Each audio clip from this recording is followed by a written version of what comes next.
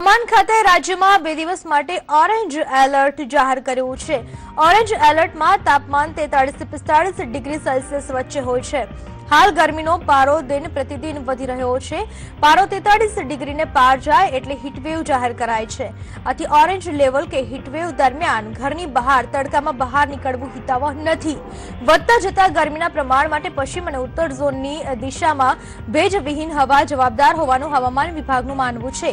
આગામી 3 દિવસ સુધી ગુજરાતમાં ગરમીનું પ્રમાણ વધવાની સાથે અમદાવાદમાં તાપમાનનો પારો 43 ડિગ્રી ઉપર પહોંચશે।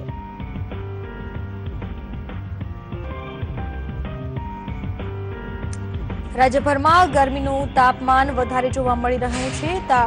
તાપમાનનો પારો 41 થી 43 ડિગ્રીની આસપાસ રહી શકે છે। હવામાન વિભાગે અમદાવાદમાં ઓરેન્જ એલર્ટ પણ જાહેર કરી દીધું છે। ઓરેન્જ એલર્ટ એટલે કે 43 ડિગ્રીથી પણ ઉપરનું તાપમાન રહે છે। ઓરેન્જ એલર્ટ દરમિયાનનો તાપમાનનો પારો જે હોય છે તે 43 થી 45 ડિગ્રી વચ્ચે હોય છે અને આ સમયે લોકોને ઘરની બહાર નીકળવું હિતાવહ નથી। હીટવેવ જાહેર કરવામાં આવે છે જ્યારે તાપમાનનો પારો 43 ડિગ્રીને પાર પહોંચી જાય છે અને તેના માટે જ ખાસ વધતી ગરમી માટે પશ્ચિમ ઉત્તર પશ્ચિમની ભેજવિહીન હવા જવાબદાર હોવાનું હવામાન વિભાગનું કહેવું છે।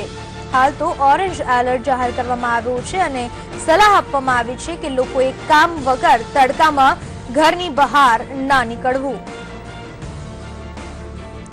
વધારે પાણી તેમજ પાણીજન્ય ફ્રૂટ્સ ખાવા આ સમયે હિતાવહ રહેશે તેવી હવામાન વિભાગ દ્વારા લોકોને સલાહ આપવામાં આવી છે।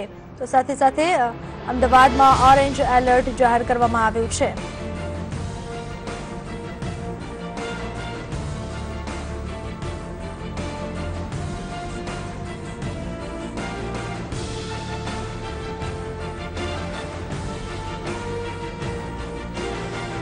જે રીતે ગરમીનો પારો આસમાને જઈ રહ્યો છે 43 ડિગ્રીથી પણ ઉપર વધતો જઈ રહ્યો છે ગરમીનો પારો અને ગરમીથી બચવાની જો વાત કરવામાં આવે તો ખાસ ગરમી અને લૂથી બચવા માટે બને ત્યાં સુધી ઘરની બહાર ન નીકળવું।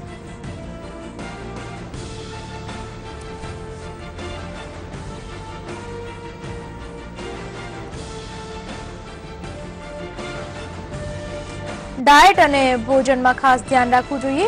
આ ઉપરાંત ગરમી અને લૂથી બચવા માટે પીઝા બર્ગર જેવા જંક ફૂડ અને ઓઇલી ફૂડ ટાળવા જોઈએ। હાલના સમયે ડુંગળી ટામેટા જેવા વધુ પાણી ધરાવનાર શાકભાજીનો ઉપયોગ કરવો જોઈએ।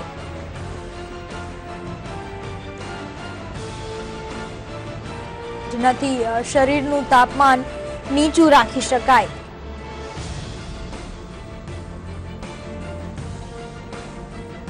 આ ઉપરાંત માંસાહારી લોકોએ ફ્રાઈડ ચિકન અને રેડ મીટ ના ખાવું જોઈએ।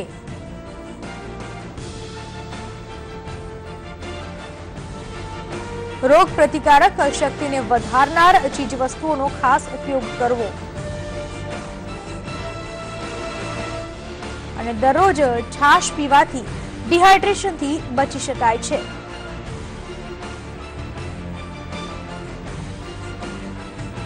ફ્રૂટ જ્યુસ શરીરને ઉર્જા આપવામાં ઉપયોગી બને છે।